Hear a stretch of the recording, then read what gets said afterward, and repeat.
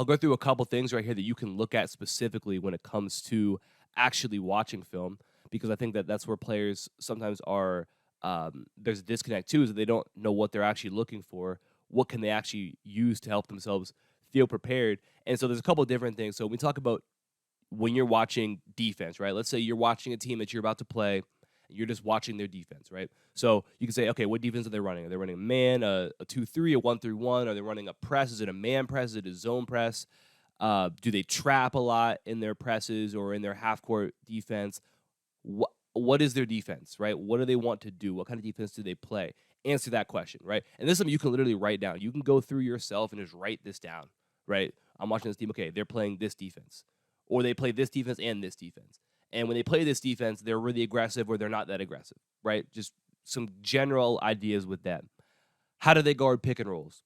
How do they guard off ball screens? Do they play over on every pick and roll? Do they play under? Do they hard hedge? Do they blitz? Do they ice ball screens? If they're off ball, do they switch off ball screens? Do they, shoot the gap? Do they trail over on every off ball screen? Good things to know as well, so you can be prepared in those situations, especially if you're that guy who has the ball and plays in pick and rolls.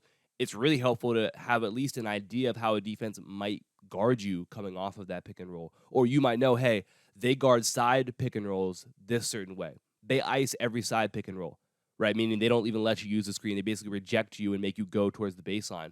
But high pick and rolls, they don't ice. They just play over and drop, right? So if you know the difference between that, now you're going to be prepared for those different situations, and you have a leg up on them. And then third thing, how do they guard the other team's best player or best players? Right? Do they completely face guard them and deny them? Do they do nothing different? Do they double team them? Do they go box and one? How do they guard the best players in the other team? What shots do they allow? Are they okay with giving up mid-range shots? Are they okay with giving up, threes in their zone? Are they okay with, do they give up a lot of transition points so they don't get back very fast? Something to think about. What shots do they allow? How do they guard threes? Like, do they run threes off the line? Do they allow for perimeter shots? How do they guard the perimeter? Is their help defense good? Right now, you'll know, like, hey, if I catch the ball and I attack this closeout, right, which I've talked about a lot recently. So go back on my channel, you'll find videos on attacking closeouts as well. Do they allow for, basically finishes at the rim because their help defense is always late or it's not there? So I know if I beat my guy, I'm probably going to have nobody to contest me in the rim. Or is their help defense really good? Meaning now when I attack this guy, I'm probably going to have to look to kick the basketball because I know I'm going to have a teammate open because there's going to be two on me. So something to understand as well. And who are their weak defenders, right?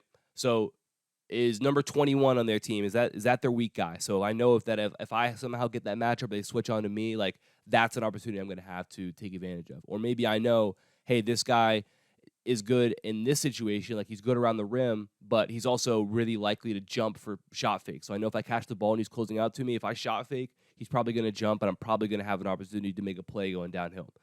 These are really important things to know so that you can feel as prepared as possible going into games. So again, this is stuff you can write down. You can literally go through, watch a team you're about to play, and just give yourself answers. Just go through a complete list of what am I looking for? What can I take advantage of right here? What am I going to go into this game expecting?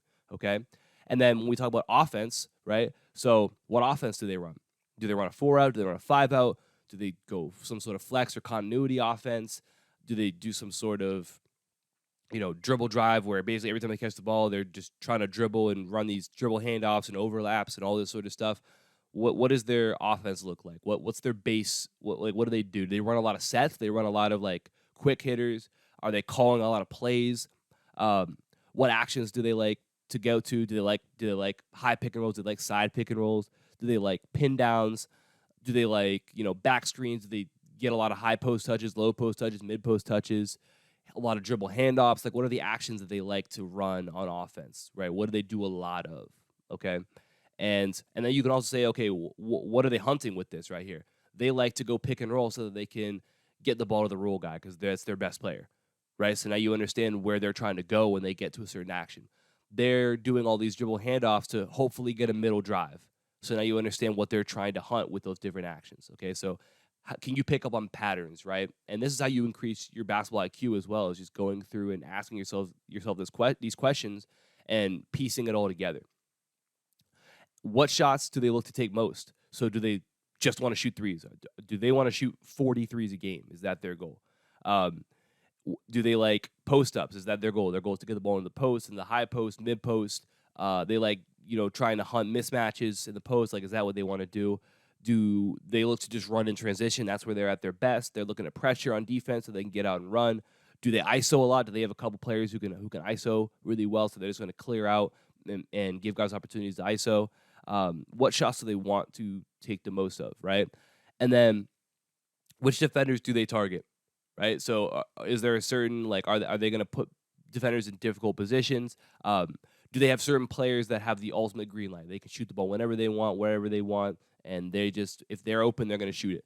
Or if they're not open, they're going to shoot it. Like, do they have players like that as well, right? So the goal is to determine what the other team, and specifically if you know the player you're going to be matched up on, to understand this, to know what they like to do and take away that first option. That's your ultimate goal as the defender, right? So when you have a goal here, like, I want to take that away from them, then you can make the game more difficult for them and hence easier for yourself. Give yourself a leg up right there.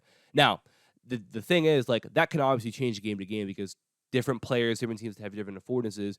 That team may guard that team differently than they'll guard your team because that team has a certain player that your team doesn't have, or you guys have a certain player they don't have. And they might go zone against them, man against you, but now you at least have an idea of what you could be expecting. And maybe it's different, maybe it's not, but that's a way that you can control the controllables and be as prepared as you possibly can be. And if things are a little bit different, you adjust to that, but you still have that bank of knowledge already, so you still know who their guys are. You still know what actions they like to get to.